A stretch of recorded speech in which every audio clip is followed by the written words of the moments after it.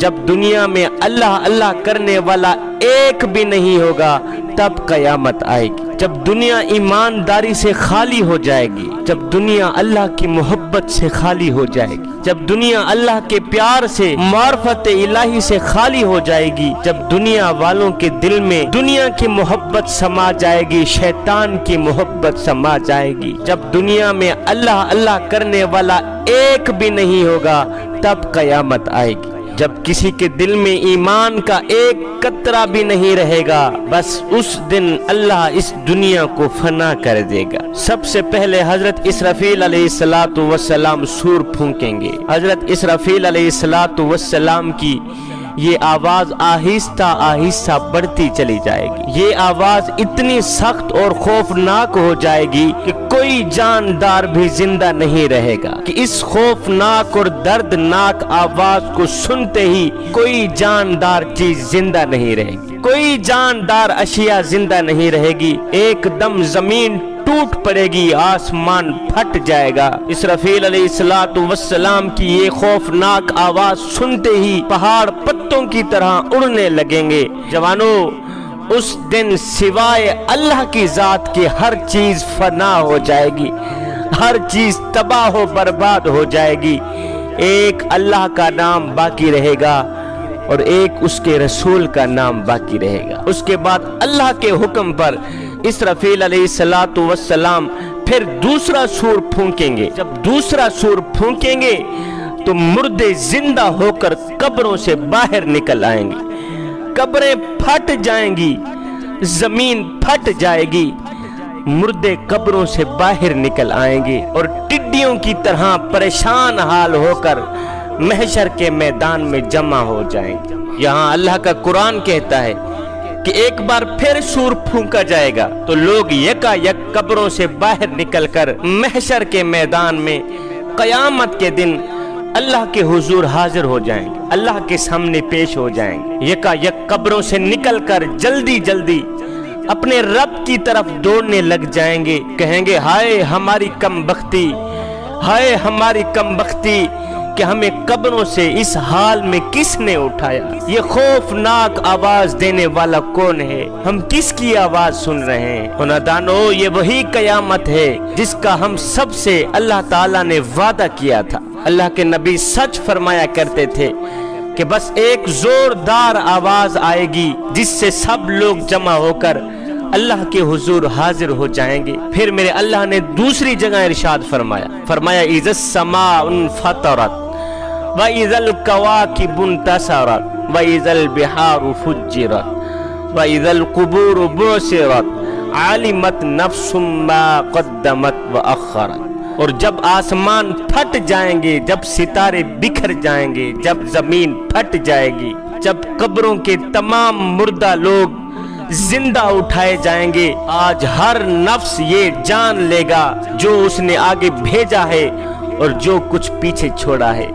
آج ہر شخص یہ جان لے گا، ہائے پگھلے ہوئے تانبے کی طرح آسمان کے نیچے ہر آدمی کا حساب و کتاب ہوگا۔ کسی نے ذرہ برابر بھی نیکی کی ہوگی تو اس کے سامنے آ جائے گی۔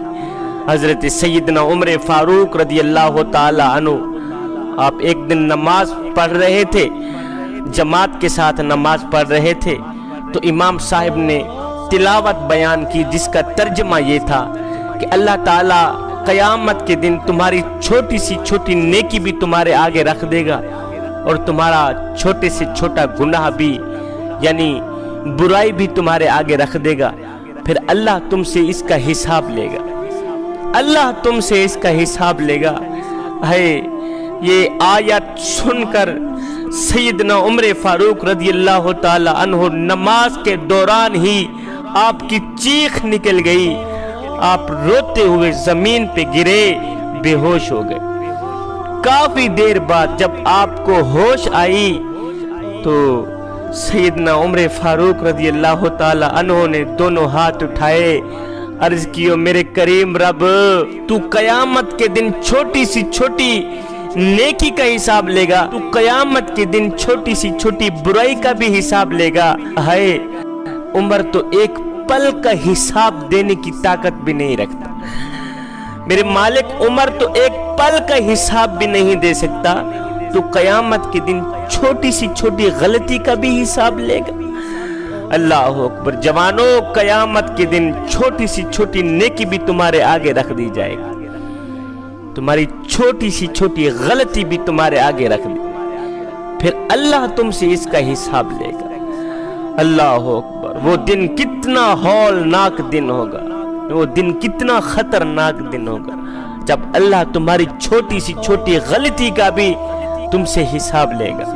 हजरत सैयदना इमाम हसन रदी अल्लाह ताला अन्हु, आप जब भी मस्जिद में आते तो इतना रोते, ज़ारो कतार रोया करते थे, खून के आंसू रोया करते थे। एक दिन किसी ने पूछ लिया, हजरत आप जब मस्जिद में आते हैं तो आप ज़ारो कतार क्यों रोते? आपने फरमाया, मियाँ अल्लाह के घर में आकर रोता इसलिए हूँ कि अल्लाह के घर में आके अपने मालिक को कहता हूँ, मालिक हसन तो दुनिया में तुझे मुंह दिखाने के काबिल नहीं, कयामत के दिन तुझे मुंह किस तरह दिखा सकेगा? कयामत के दिन तेरा चेहरा किस तरह देख सकेगा, तेरे सामने किस तरह आ सकेगा? हसन तो दुनिया में तुझे मुंह दिखाने के काबिल। इतनी खाशियत, इतना खुदा का खौफ।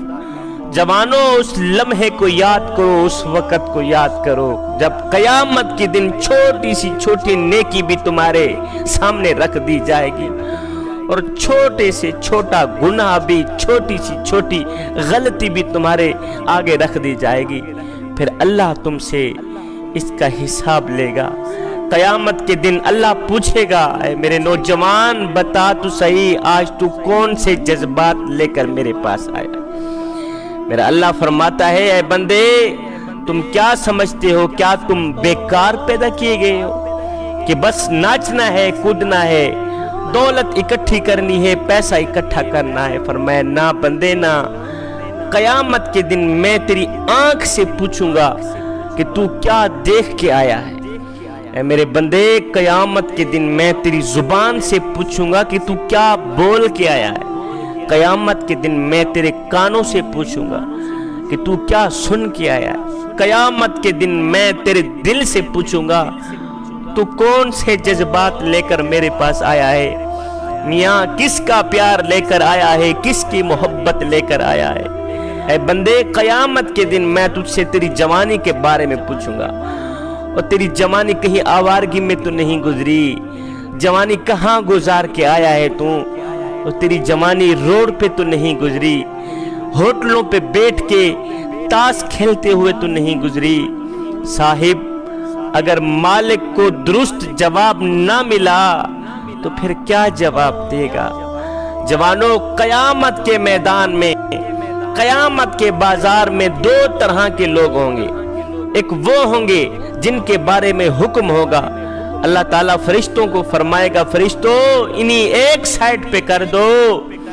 ये वो लोग हैं जो दुनिया में मेरी खातिर रातों की तन्हाइयों में उठ उठ के रोया करते थे, जो दुनिया में मेरी खातिर, अल्लाह हो, मेरे जलवे की खातिर, मेरे दीदार की खातिर, जो दुनिया में रातों की तन्हाइयों में उठ उठ कर रोया करते थे, तड़पा करते थे, जो दुनिया में रातों की तारीकियों में उठ उठ के कुरान पढ़ा करते थे मेरे दीदार की खातिर, जो नमाजों में रोते थे, क़याम में रोया करते थे, रुकू में रोया करते थे, सजदों में रोया करते थे, अल्लाह अकबर, सिर्फ मेरे दीदार की खातिर।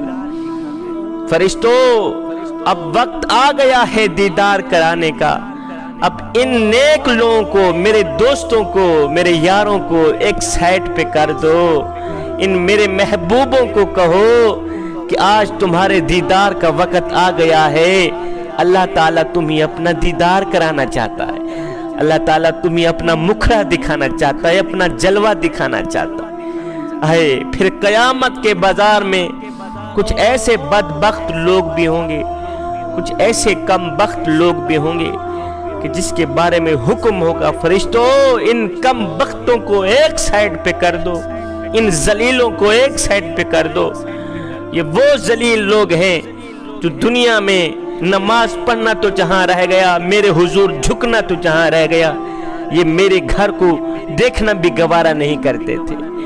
अल्लाह अकबर, इन्होंने کبھی نماز نہیں پڑھی، کبھی مجھے سجدہ نہیں کیا، کبھی قرآن نہیں پڑھا، پڑھنا تو جہاں رہ گیا، انہوں نے قرآن دیکھنا بھی گوارا نہ کیا، پوری زندگی انہوں نے شیطان کی پیروی کی۔ ان کم بختوں کو ایک سائڈ پہ کر دو، انہیں بتا دو کہ او کم بختو، او ذلیلو، آج تمہارے لیے میرے پاس کوئی دیدار نہیں ہے، کوئی دیدار نہیں ہے، کوئی جلوہ نہیں ہے، دفع ہو جاؤ، جہنم میں چلے جاؤ۔ جوانو، ہم نے کبھی سوچا ہے کہ ہم کہیں ان لوگوں میں سے نہ ہو جائیں جن کو قیامت کے دن دھتکار دیا جائے گا، جن کو قیامت کے دن خدا کے دیدار سے دور کر دیا جائے گا، جن کو قیامت کے دن رسوا کر دیا جائے گا، ذلیل کر دیا جائے گا، کہیں ہم ان لوگوں میں سے نہ ہو جائیں۔ حضرت رابعہ بصری، اللہ کی محبوبہ، اللہ کی ولیہ، اللہ کی نیک بندی، آپ نے ایک دن ایک بالٹی میں پانی ڈالا، ایک بالٹی میں آگ ڈالی، دونوں بالٹیاں اٹھا کے کہیں جا رہی ہیں۔ کسی نے دیکھا، پوچھا، رابعہ اللہ کی نیک بندی، اماں جی خیر تو ہے، کہاں جا رہی؟ کہا آج میں جنت کو آگ لگانے جا رہی ہوں اور جہنم کی آگ بجھانے جا رہی ہوں۔ کہا وہ کیسے؟ کہا جنت کو آگ لگا دوں گی اور جہنم کی آگ بجھا دوں گی، دونوں کو ختم کر دوں گی، اس لیے کہ میری قوم کا نوجوان جب عبادت کرے گا، نہ تو وہ جہنم کے خوف سے کرے گا، نہ تو وہ جنت کی لالچ کے لیے کرے گا۔ میری قوم کا نوجوان عبادت صرف اس لیے کرے گا کہ میں نے قیامت کے دن بس اللہ کا دیدار کرنا ہے۔ جوانوں، قیامت کے دن جس شخص کی نیکیاں زیادہ ہوں گی، اس شخص کو نامہ اعمال اس کے دائیں ہاتھ میں دیا جائے گا، اور جس کی برائیاں زیادہ ہوں گی، جس کی غلطیاں زیادہ ہوں گی، جس کے گناہ زیادہ ہوں گے، اس شخص کا نامہ اعمال اس کے بائیں ہاتھ میں پکڑایا جائے گا۔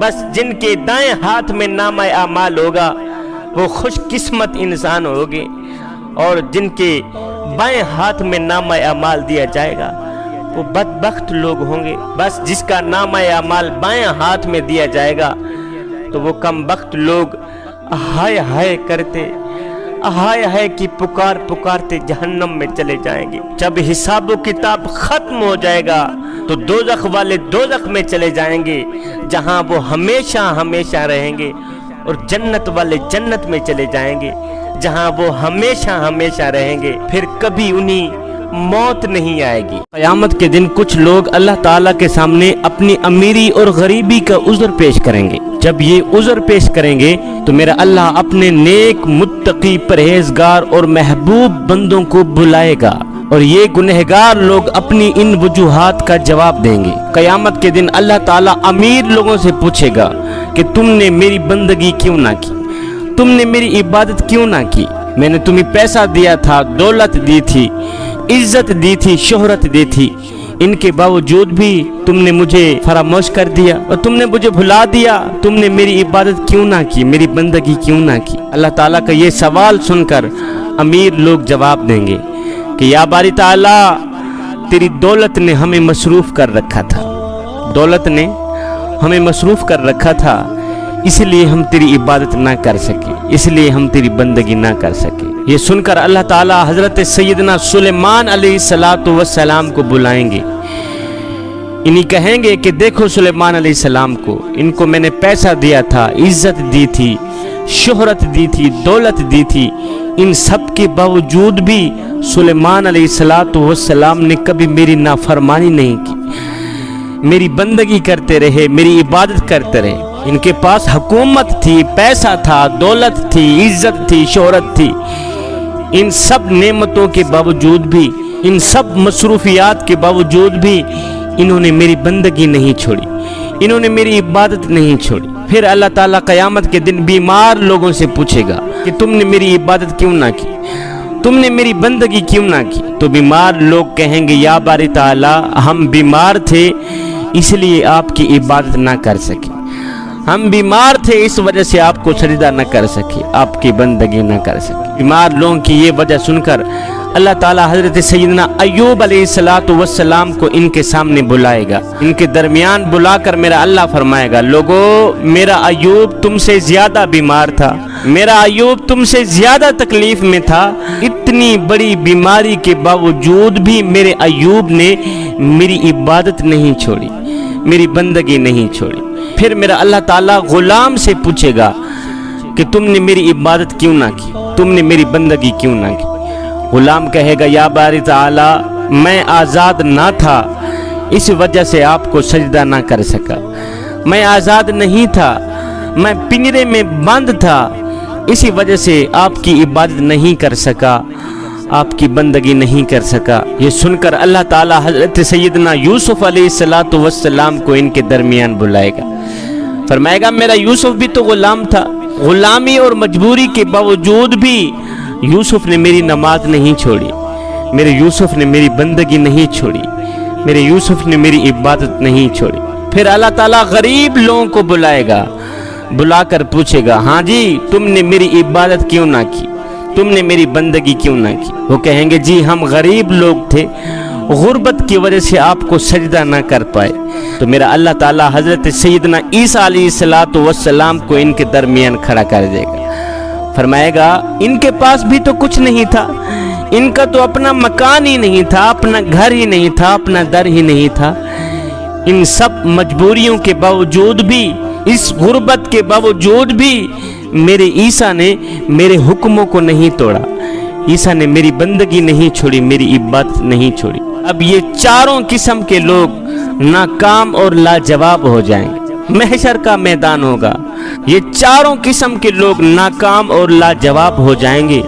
جب یہ لاجواب ہو جائیں گے تو اللہ کی طرف سے حکم ہوگا کہ ان سب کو جہنم میں پھینک دیا جائے، ان سب کو جہنم میں ڈال دو۔ جوانوں اس دنیا میں ہم مسافروں کی طرح ہیں، پہلے ہماری روح عالم ارواح میں تھی، پھر ماں کے پیٹ میں، پھر دنیا میں، پھر یہاں سے قبر میں چلی جائیں گی، قبر سے ہو کر پھر محشر میں، بالا آخر جنت میں قیام کرے گی یا جہنم میں جائیں گی۔